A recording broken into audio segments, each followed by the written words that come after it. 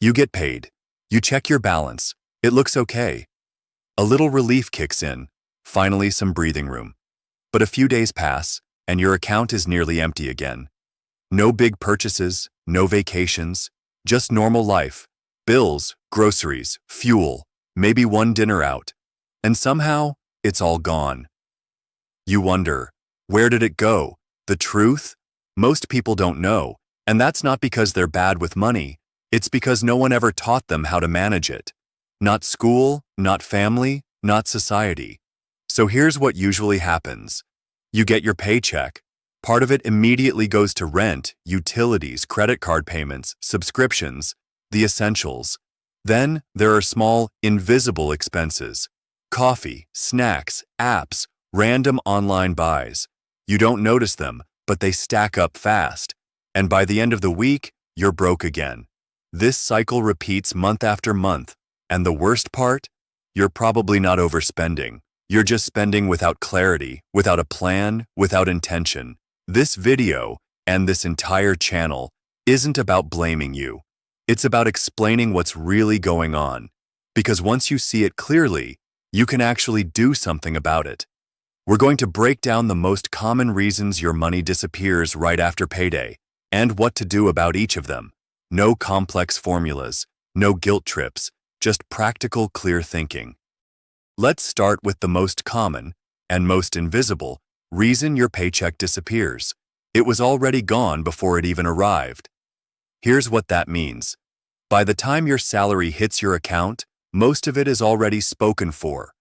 Rent, utilities, loan payments, credit cards, groceries, gas, fixed expenses that you don't even question.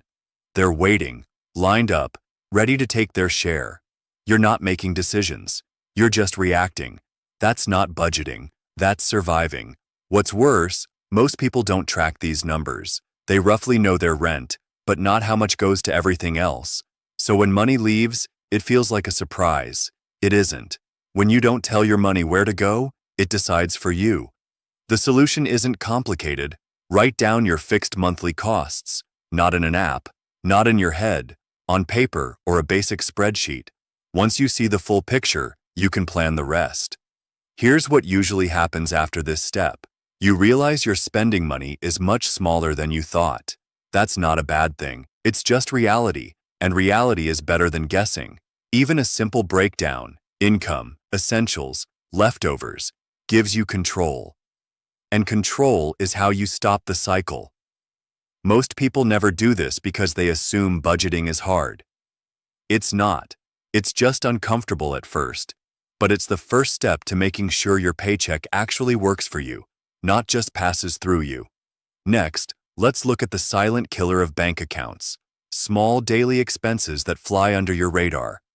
After fixed expenses, the next big leak is invisible spending. Small, casual, forgettable, but deadly for your balance. Think about it. A coffee on the way to work, lunch out because you didn't pack anything, a quick Uber because you're running late, a random $7 app, a $20 just checking on Amazon. Individually, these don't feel like much, but they're constant, and they add up. The problem isn't just the money, it's the lack of awareness. You don't feel like you're spending hundreds, but you are. Because your brain doesn't log small transactions the way it logs a big purchase. That $6 here, $12 there, it slips past your radar. That's why your balance drops faster than you expect. And here's the truth. You can't fix what you don't track. The solution is temporary but powerful. Track every single expense for 7 days. Not forever, just 1 week. Write down everything, even a $1 snack. Use your phone, a notebook, whatever works. The goal isn't to shame yourself. The goal is to see. Because when you see where your money goes, you can make changes. After this experiment, you'll notice patterns. The store you go to too often. The lunch habit that costs you $300 a month. The quick buys that aren't quick at all. And that awareness, not guilt, not restriction, is what gives you back control. This isn't about cutting out joy. It's about cutting out waste. Next, we'll look at something deeper. Why we tend to overspend right after payday, even when we promised ourselves we wouldn't. Let's talk about something emotional, the payday high. It happens to almost everyone. You get paid, and suddenly you feel alive again. There's room to breathe. You're no longer counting every cent. And in that moment, you spend. You treat yourself. You buy something you've been waiting on. You eat out without checking the price. You feel back to normal.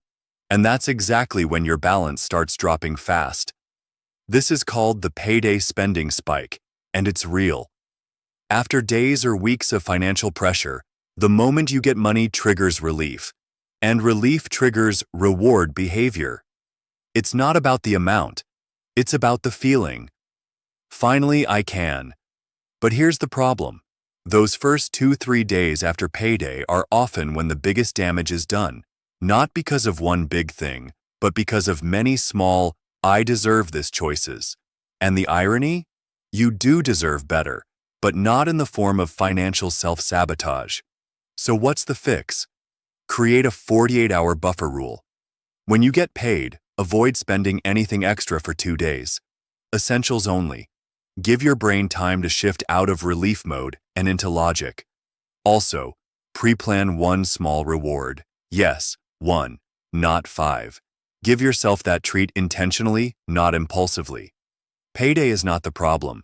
It's how we emotionally react to it that creates the cycle. If you can get through the first 48 hours with clarity, the rest of the month is easier, a lot easier.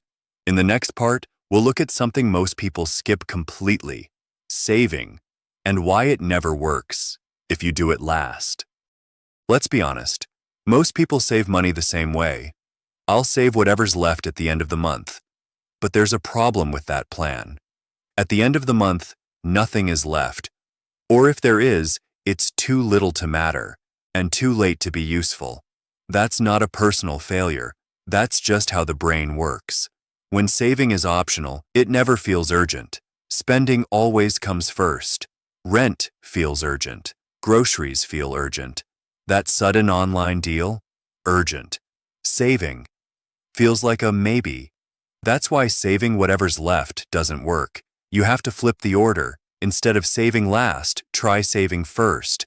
Before you spend, before you pay bills, move a small amount aside, even $10, even $5. The number doesn't matter at first. The habit does. This is called paying yourself first. And no, it won't make you rich overnight. But it creates something powerful. Consistency. And consistency beats motivation every time. Saving first also changes how you spend. Because when you already moved your savings, you look at your remaining balance differently.